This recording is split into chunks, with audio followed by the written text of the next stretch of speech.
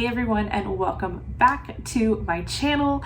A little bit of a different setup right now. I finally got a big girl desk in my office, so I have a little bit of a different setup because I had to flip everything around to make it fit because it takes up kind of this big corner. But anyways, I digress. I am so excited about today's topic because it's a topic that you all loved. It's the most viewed video on my channel. It has over 2,200 views, which is exciting and thrilling and scary all at the same time that people are watching my videos. So I am coming back with a part 2. I think I promised it in the last video, but it's taken me some time. So the last video was on applications or apps on my phone that I used through pregnancy. And this video is going to focus on the apps that I have used to make my life as a new mom easier.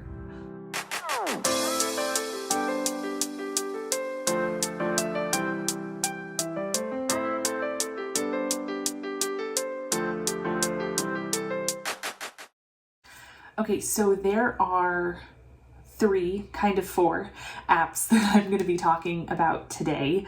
One isn't necessarily postpartum, it's kind of right when you're coming down that finish line of pregnancy that I want to talk about. And then the other 2, kind of 3, are the ones that I have relied on as a new mom, especially one of them. So let's go and jump into this first one. It is the contractions app. I'll put the actual name at the bottom here. But this one is, you're in the finish line. I want to say that I use this one a lot, but I didn't. My water broke at 8 in the morning, and my contractions didn't start. I didn't have contractions before my water started, but I started using this a little bit when I was in the car on the way to the hospital because we really took our time getting there because, like I said, my contractions hadn't started yet. But this lets you just push the button, simple, when it starts. Then you hit the button when your contractions stop. And then you just kind of keep doing that. What I really liked is it gives you that average at the top, because I know there's I think it was like a 6-1-1 rule or something, 5-1-1 rule. I don't remember because it didn't apply to me. But this lets you, also ask the intensity of the contractions. So if you want to know if the last one was stronger than the one that you just had, or, if they're lessening or getting more intense, that can help you kind of keep track of that. And it just kind of averages it again, all at the top. Again, I didn't use this as much. I played around with it, but when you're in the heat of contractions, you're not necessarily going to be thinking about this. It could be helpful to have your significant other or your partner or your birthing coach or whoever be the one to kind of set that up for you. Okay, so I want to go dive into the one that I used all the time in my postpartum life, I think I started using it in the hospital because they make you track everything, especially as a breastfeeding mom when I first started out. So this is the Baby Tracker Newborn Log. So this is kind of the one I use, but I'm going to show you what it looks like when you first get started. So you go in, you can add a photo of your baby, you put in their name, so you put in their date of birth. And this also accounts for if your baby's early or whatnot. So it'll you can have it, what's it called? The adjusted birth date, basically, or gestational age if they're early, because some babies who are born early might hit their milestones a little later. So the first part, the part that I used all the time, was the tracking of feeding. I started that when I was in the hospital. If he was nursing on my left side, you can just hit that little timer and it'll count, and then the right. And it also tells you what side you nursed from last, because you have to switch between feeds. And when you're in the fog of being a new mom, you don't do that. This also lets you track if you pumped breast milk and fed it to him, or you used formula and you fed it to your baby. And then if you have any other supplements and stuff that your doctors are telling you to provide to your baby. The next thing is it lets you track diapers. For a while there I used it because I couldn't remember the last time I changed his diaper. Believe me, I was in a little bit of a fog. It took me a good 6 weeks before I really started kind of feeling like myself again. Just hormones and stuff were all over the place. This also lets you track his sleep, so you can kind of start determining what the schedule is. We were on a very baby-led schedule, and I think that's what works best for me. So that's what we did. This also tracks pumping separate from feeds. So if you're just pumping and you have extra, you're producing extra to put in the fridge or the freezer, this can track that as well. You can pump on one side at a time, you can pump together, and it'll all time that in there. And you can track how much milk you're producing at each one of those pumps. You can also track milestones. You can add pictures in here, and you can keep that all in there. When you weigh the baby, you can keep track of the weights and when those progress. You can also change the settings a lot in this app. You can change it to metric or standard depending on where you are and what you're comfortable with. And you can, there's just a lot of different settings, and I played around with them, so definitely you can dive into those a little bit more. So let me go ahead and show you what my kind of like filled out log looks like. I think that'll also help give you a better sense of it. I opted for the pro version, so that's what I'm gonna click over into here. The pro version allows like 2 people to be logged into the same account. So I could give that login to my husband and he can add that on his phone to add in stuff. So you can see it shows Carter and his feeds. Obviously I haven't used this in quite some time. I used it a lot in the first like 3 or 4 months, because that's when I really needed help keeping track of when did I feed him last, because it's a fog.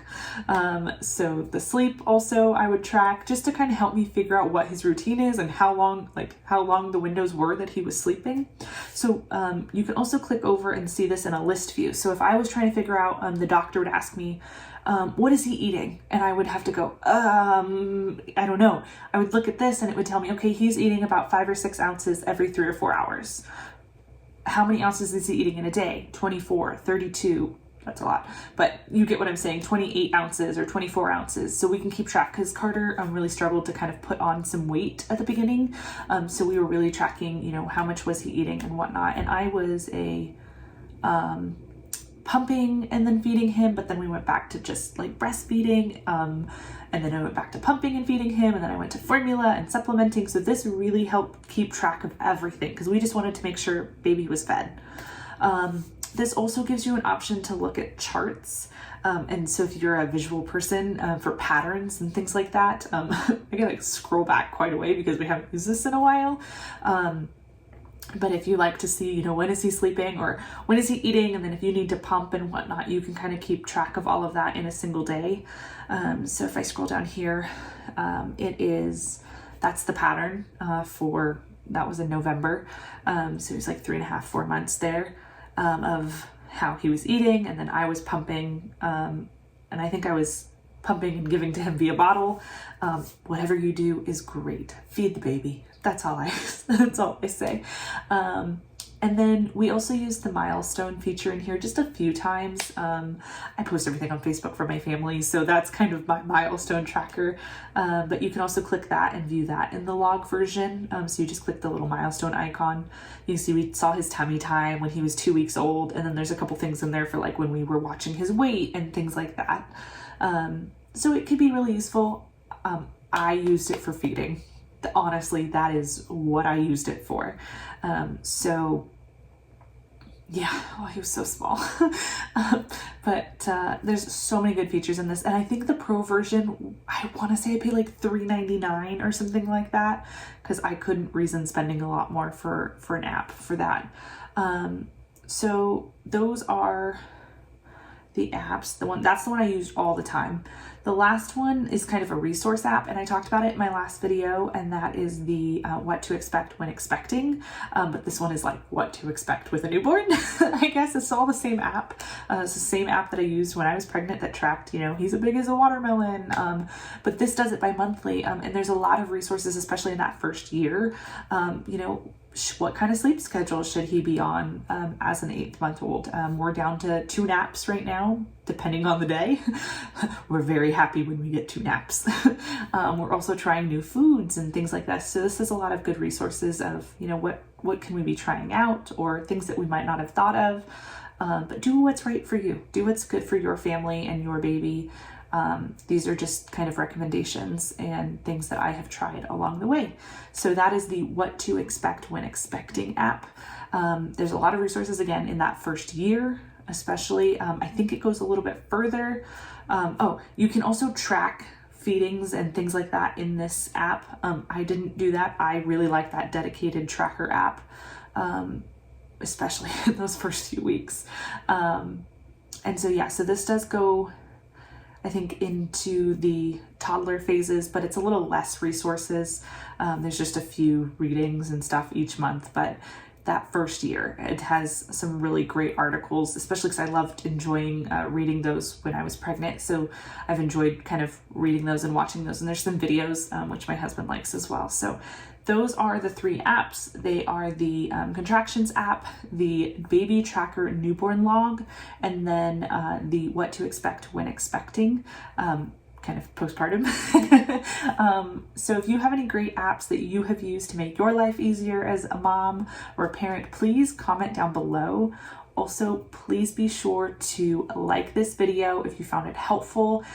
What other videos do you want to see on this channel? And please subscribe. I would love to make sure that you get to see when I upload the next video. Thank you so much for watching, and we'll see you next time.